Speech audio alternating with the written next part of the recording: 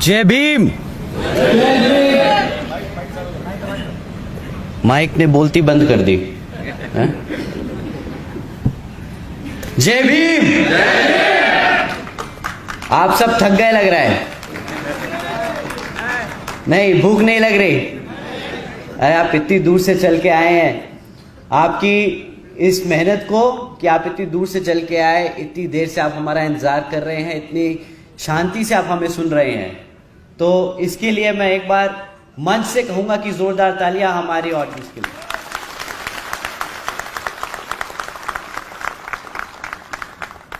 यहाँ पे आज इतनी बड़ी संख्या में हमारी माताएं बहनें जो इतनी दूर से आई, आप सभी का मैं तहे दिल से धन्यवाद और शुक्रिया अदा करता हूं। और स्पेशली जो छोटे छोटे बच्चे आज यहाँ मौजूद हैं, आप सभी का मैं तहे दिल से धन्यवाद भी करता हूं कि आप सब आए, पार्टी के मिशन के बारे में सुन रहे हैं, समझ रहे हैं और आगे जाके समाज में बताने का काम कर रहे हैं। तो आप सभी का तहे दिल से धन्यवाद। एक बार जोरदार तालियां हमारे सभी माता बहनों के लिए।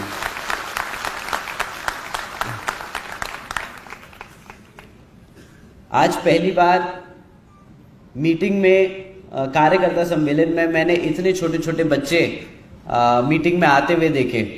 तो बहुत अच्छा लगा कि हमारे आने वाली पीढ़ी किस तरीके से बढ़ रही है।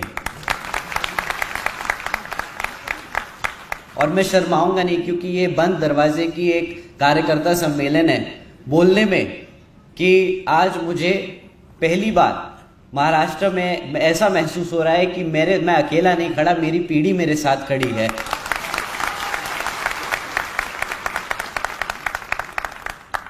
साथ ही आज यहाँ इतनी बड़ी संख्या में हमारे युवा साथी और बुजुर्ग सभी इतनी बड़ी संख्या में आज यहाँ मौजूद हैं, इतनी देर से इतनी पेशेंटली हमें सबको सुन रहे हैं। तो एक बार जोरदार तालियां हमारे सभी युवा और बुजुर्ग साथियों के लिए।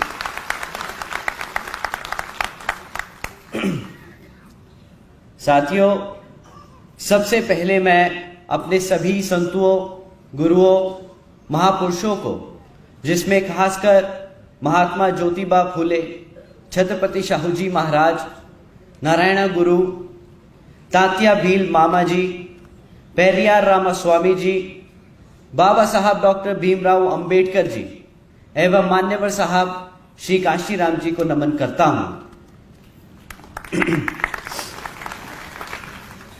मान्यवर साहब श्री कांशीराम जी की एकमात्र उत्तराधिकारी हमारी आदरणीय बहन कुमारी मायावती जी को भी नमन करता हूं।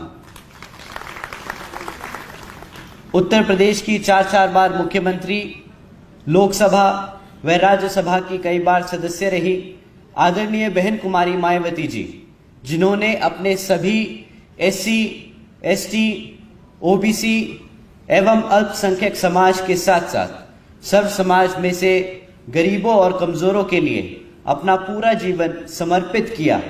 तो मुझे गर्व है कि मुझे ऐसे महान नेता के नेतृत्व में काम करने का मौका मिल रहा है। मैं आदरणीय बहन कुमारी मायावती जी का हार्दिक अभिनंदन और आभार व्यक्त करता हूं। साथ ही साथ आज यहां मंच पर मौजूद हमारे national vice president Shri Anand Kumar ji, साथ ही साथ पूर्व राज्यसभा सांसद और महाराष्ट्र प्रदेश के कोऑर्डिनेटर श्री अशोक सिद्धार्थ जी, और इनके साथ साथ आज मौजूद सभी बड़े छोटे पदाधिकारी और उनके साथ आज यहाँ इस सभा में शामिल हुए सभी कार्यकर्ता गण का मैं तहे दिल से स्वागत और धन्यवाद करता हूँ।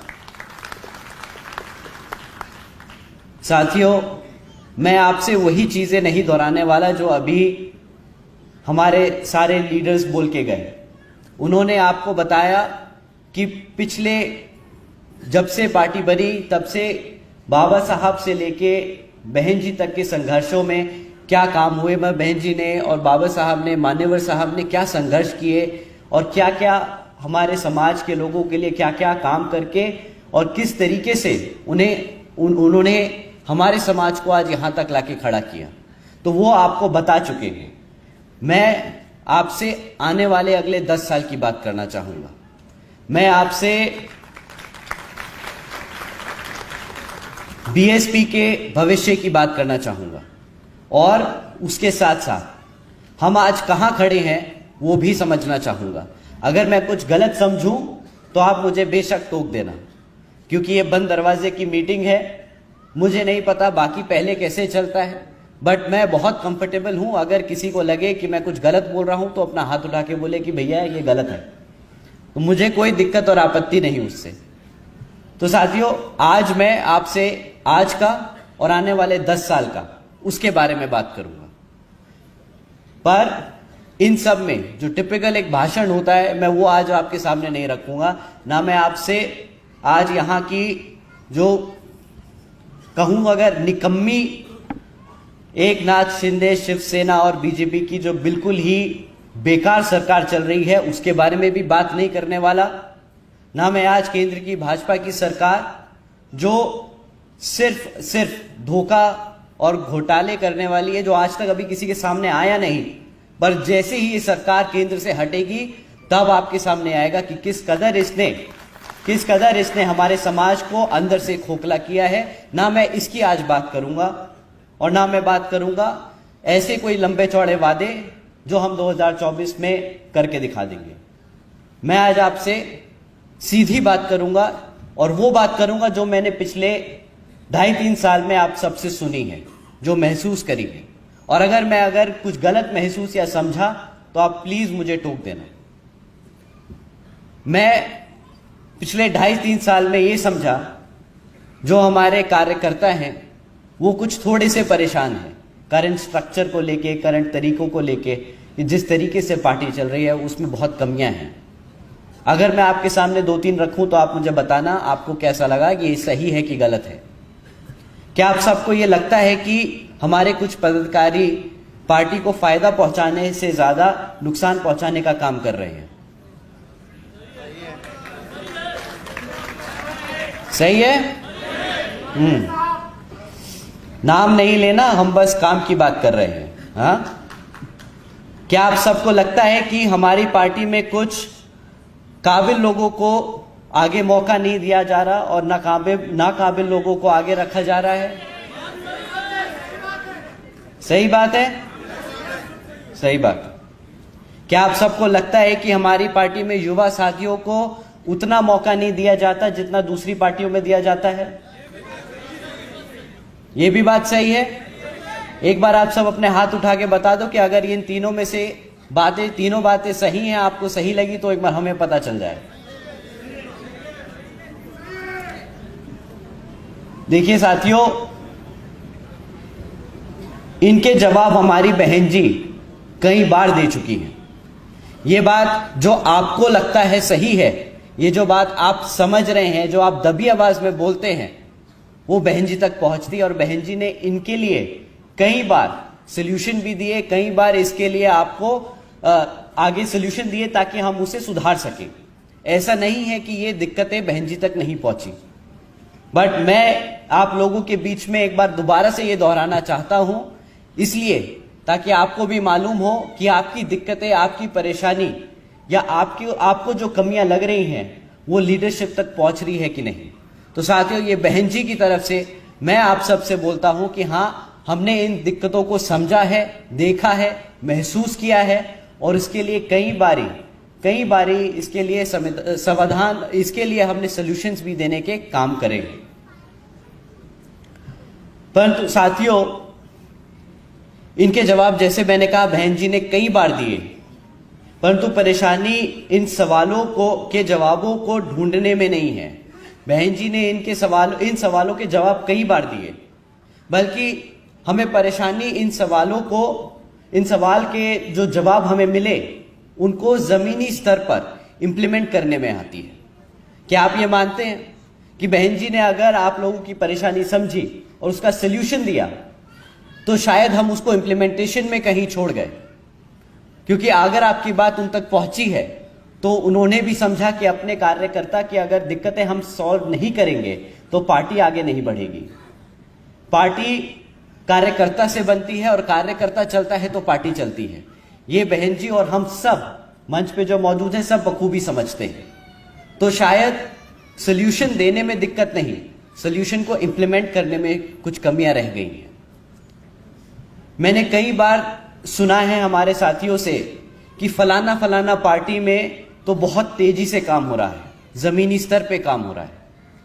मैंने अपने साथियों से सुना है कि भाई फलाना फलाना पार्टी में तो यूथ विंग है, उस पार्टी में तो सोशल मीडिया विंग है।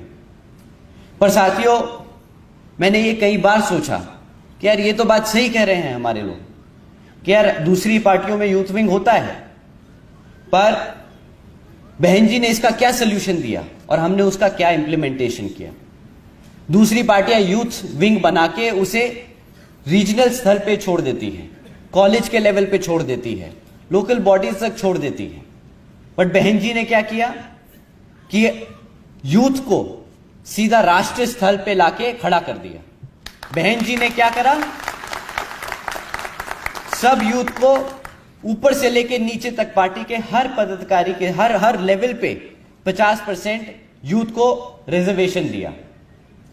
बहन जी ने वो काम किया एक कदम आगे बढ़ के जो दूसरी पार्टियां पीछे रह गई। पर दिक्कत कहां आई, हम आज तक, और मैं ये बड़ा खुल के बोल रहा हूं, बुरा मत मानिएगा, हम आज तक वो सारे पद कभी सही तरीके से पूरे नहीं भर पाए। ना ही हम उन पे हमारे 50% युवा साथियों को लगा पाए, ना ही हम उस पे अपने काबिल कार्यकर्ताओं को लगा पाए। ये हमारी इंप्लीमेंटेशन में कमी रही। पर इसका मतलब ये नहीं कि हमारे पास सोल्यूशन नहीं है। साथियों, फिर दूसरी बात आई कि भाई दूसरी पार्टियों में तो सोशल मीडिया विंग है।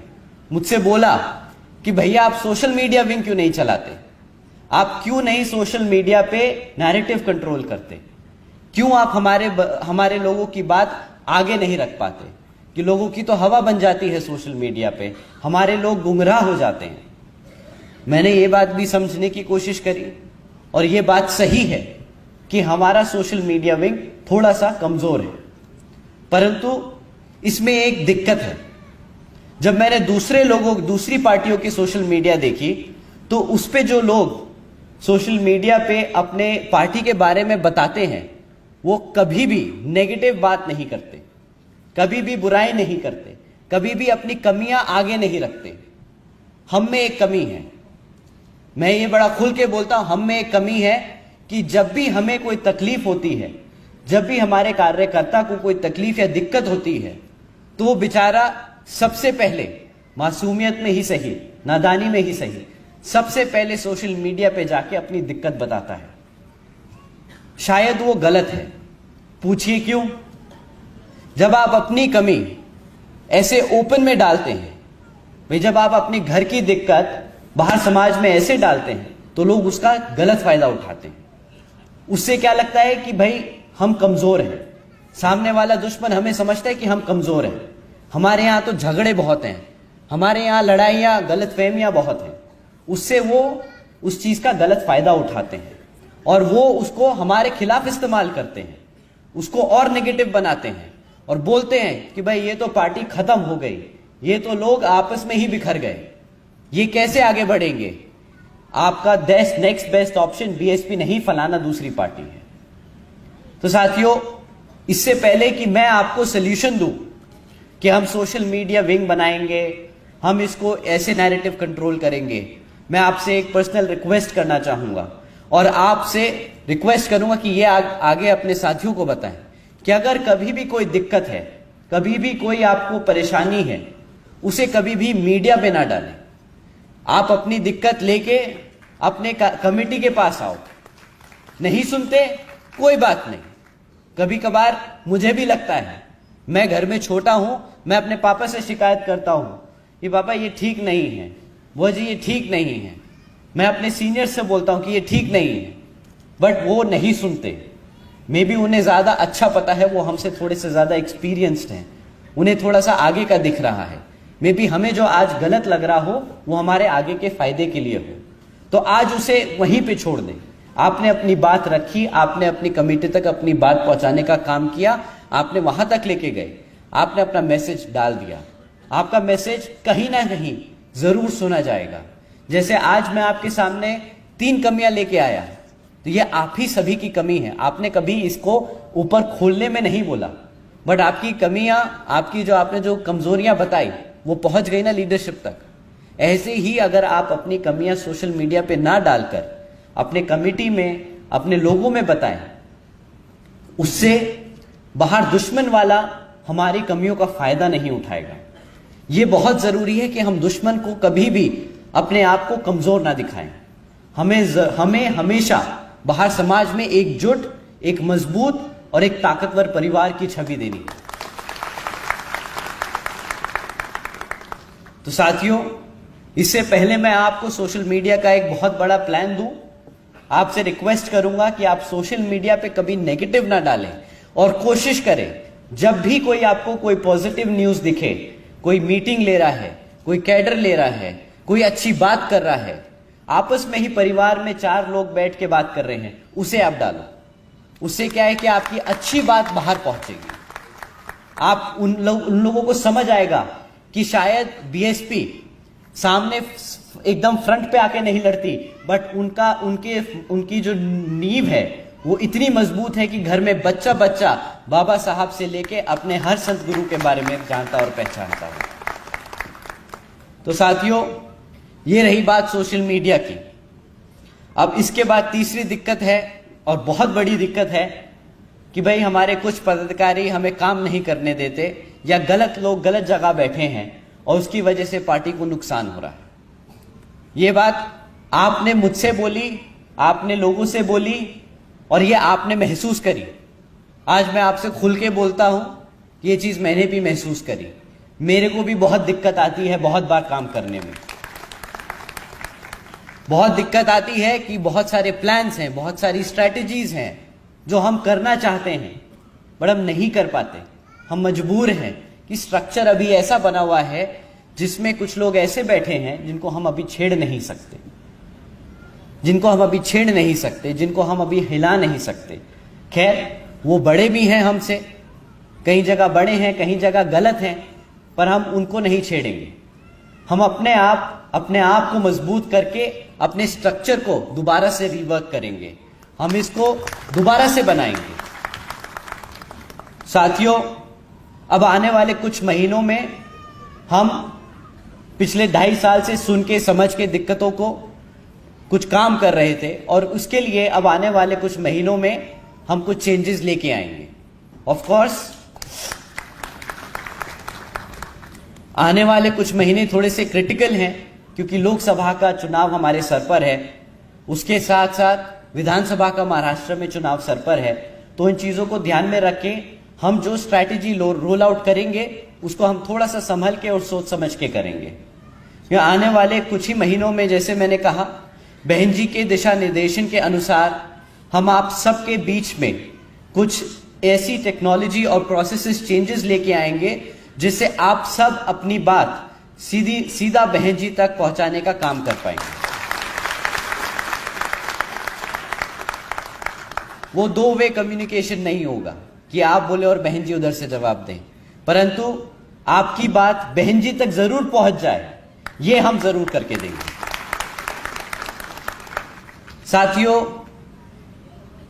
इसके साथ साथ लोकसभा का चुनाव जो अब हमारे सर पर है और हमें अभी बहुत काम करना बाकी है, तो मैं आपको 2024 के लिए कोई लंबे चौड़े वादे नहीं करके जाऊंगा, परंतु अगर आपको मैं कहूं कि जो हम आज से 10 साल पहले थे, अगर हमें वहीं पे वापस जाना है, उसी हाइट पे पहुंचना है, उसी ताकत और उसी मजबूती पे दोबारा पहुंचना है, तो आज से हमें अगले 10 साल के लिए मेहनत करनी होगी। और वो मेहनत एक एक करके करनी होगी, एक एक कदम बढ़ा के करनी होगी। ये कोई लॉन्ग प्रोसेस नहीं कि हमने आज यहां से लगाई और कल हम छलांग मार के सीधा प्रधानमंत्री बन गए, वो पॉसिबल नहीं है। बट हम आज से मेहनत करना शुरू करेंगे तो अगले 10 साल में वापस वहां पे पहुंच सकते हैं जहां पे बीएसपी पिछले 2007-8 में थी, अपनी हाइट पे थी। साथियों, जैसा कि आपको मालूम है कि आज हमारे नेशनल वाइस प्रेसिडेंट भी हमारे साथ मीटिंग में मौजूद हैं।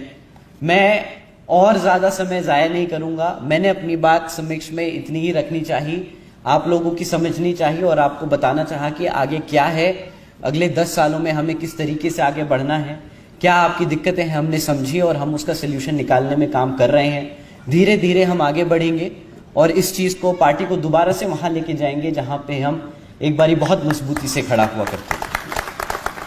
तो अपनी बात मैं आखिर में एक और बात रखूंगा, ये अंग्रेजी में होगी, बट इसके बाद फिर मैं अपना बाकी सारा समय हमारे नेशनल वाइस प्रेसिडेंट जी को देना चाहूँगा। तो साथियों, so dear comrades, I believe for us to be the next generation of India. I believe BSP has the opportunity today that it hasn't had in the last decade. We will build the party from ground up and come up stronger than ever before, because the future is ours to take. We believe in Baba Saheb's vision of India, we believe in our founder's vision of BSP, and we believe in our leadership's ability to transform this party once again and bring BSP to forefront of Indian politics.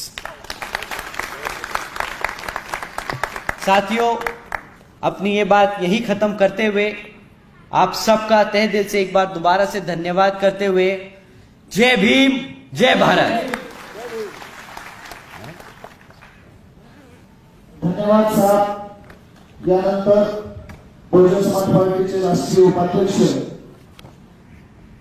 Anand Kumar भाई साहब आपल्या मार्गदर्शन करतील।